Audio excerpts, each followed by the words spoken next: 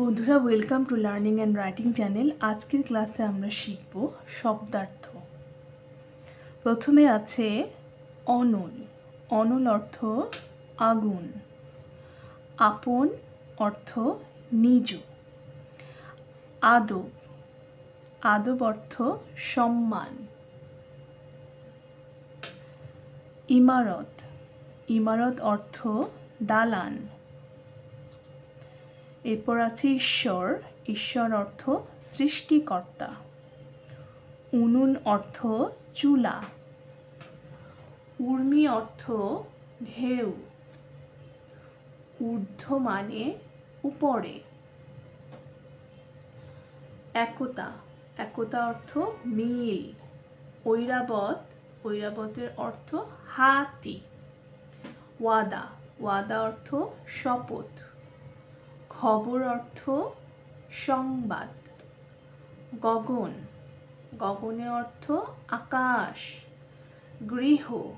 গৃহ অর্থ বাড়ি। ঘ্রাণ। ঘ্রাণ অর্থ সুগন্ধ। রাঙা। রাঙা অর্থ রঙিন।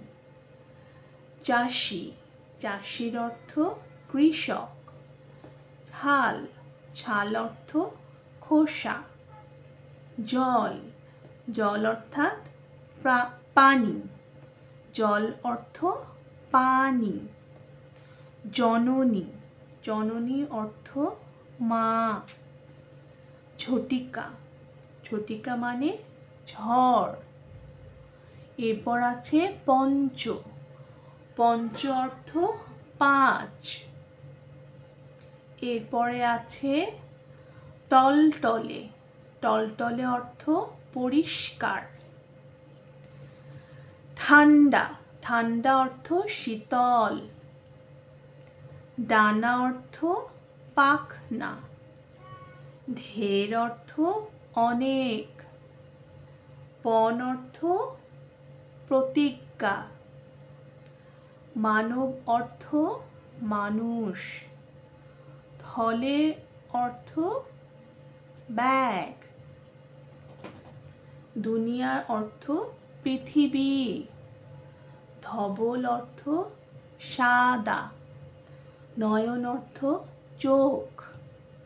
পাখা অর্থ ডানা। ধরণী অর্থ পৃথিবী। বাগিচা অর্থ বাগান। ভবন অর্থ গৃহ। মিঠাই অর্থ মিষ্টি। নিশি অর্থ রাত। নয়ন অর্থ চোখ। দিবস অর্থ দিন।